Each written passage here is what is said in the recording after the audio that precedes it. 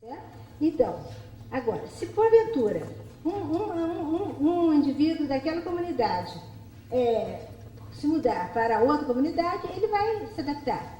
Mas isso acontece conosco também. Se nós tivermos um background urbano e nos mudarmos para uma área rural, nós também temos de nos acomodar. E os psicólogos chamam isso de um processo de acomodação. Então, nós temos que nos acomodar.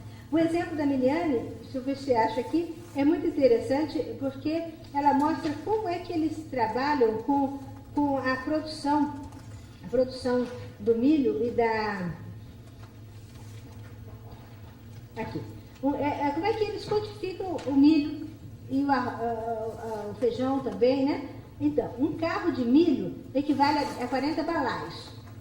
Um balaio equivale a 30 atios. Um atio é um atilho, que na verdade é atios. Um atio equivale a 4 espigas. E por aí eles codificam. Agora, se o indivíduo que vive dentro dessa cultura, ele dispõe dos recursos para quantificar a produção dele, etc. Mas se ele for negociar com o gerente do banco um empréstimo, ele vai falar em quilos, ele vai falar em toneladas, ele vai falar no que for necessário, porque ele pode se acomodar. Bem, eu não vou alongar, mas eu queria então pedir a você para chegar no final.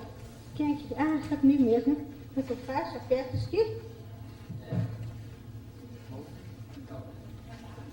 Não, onde é que avança? Avançou?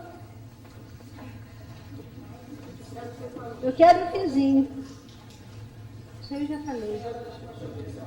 Avança para mim, Virgílio. É lá no finzinho. Então eu vou colocar 13 pontos para nós lermos e fecharmos. 13 pontos sobre o que eu falei. 13 pontos que eu acho que a professora que trabalhou com os meninos no Chico Bento, ela poderia ter usado, ela pode até vir a usar, se ela quiser, né? É bem no finzinho, viu?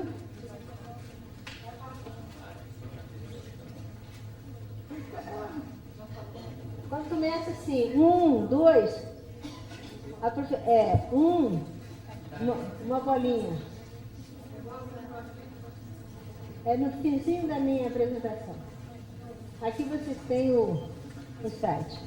Você tem jeito de passar isso? Então vai. Pode, adianta para nós aí, fazendo favor? Adianta para nós. Pode mais. Pode mais, transboas, já falei. Porque tudo isso é tempo.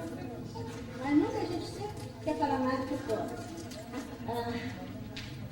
Eu não falei, aqui tinha uma longa falação sobre as raízes sócio-históricas, do português rural, mas nós vamos recuperar isso nos pontos. Pode avançar. Pode avançar para o primeiro. Muito bem, agora estamos juntos. Muito obrigada. Então, primeiro, o que nós começamos, então?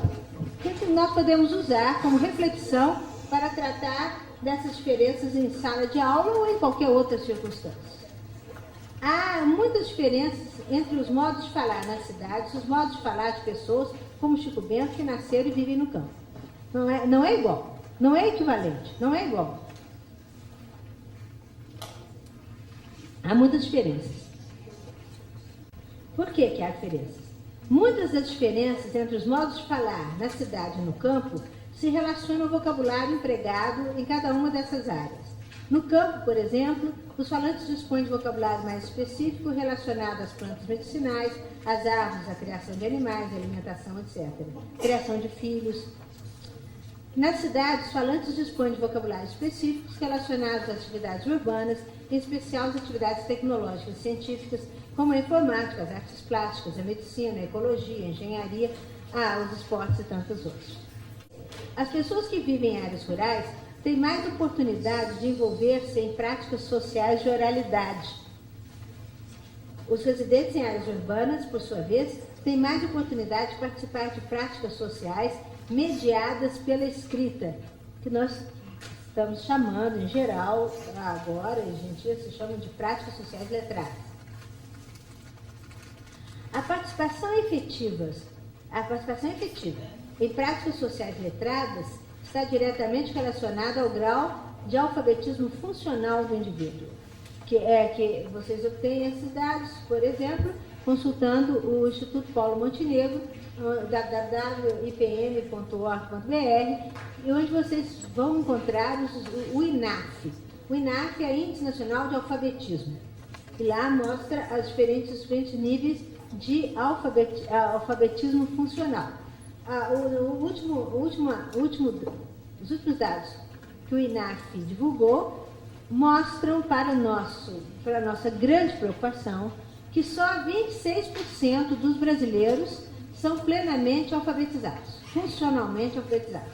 74% dos brasileiros são analfabetos funcionais. O que é isso? São pessoas que, apesar de decodificarem frases simples, não são capazes de fazer uso da escrita para as suas necessidades no dia a dia. 4. A participação efetiva, então. Enfatizando 4. A participação efetiva em práticas sociais letradas está diretamente relacionada ao grau de alfabetismo funcional do indivíduo. 5. Essas diferenças entre os modos de falar de área rural e modos de falar rural, urbano ou urbano, não impedem que pessoas da cidade e de áreas rurais possam conversar entre si sem problemas. Por isso é que vemos o Chico Bento conversando com seu primo que vive na cidade. Há países em que as diferenças nos modos de falar de uma região para outra são tão grandes que às vezes impedem ou dificultam a comunicação.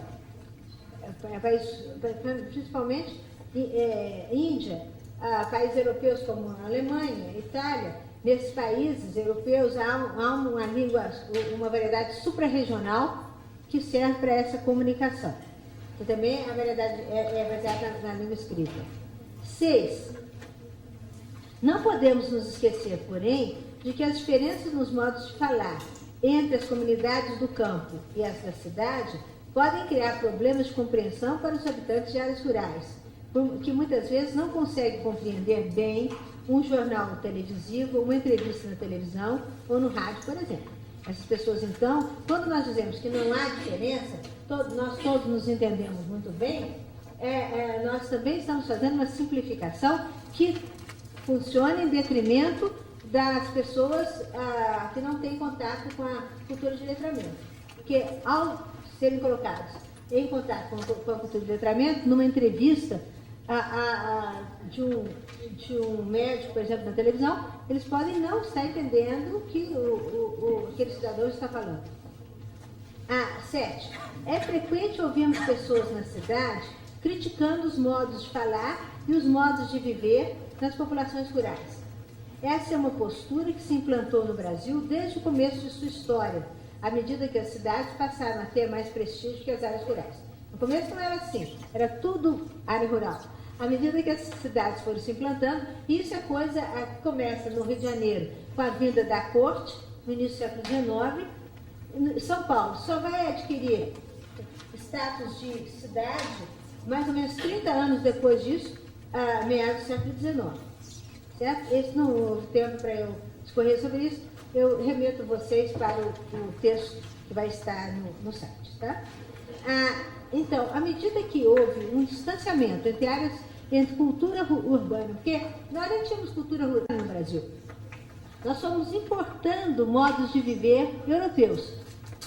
E com isso, à medida que nós fomos importando esses modos europeus de viver e de falar, etc., nós começou a haver um fosso em detrimento dos modos de viver no campo e a fala do campo. Estamos no 7.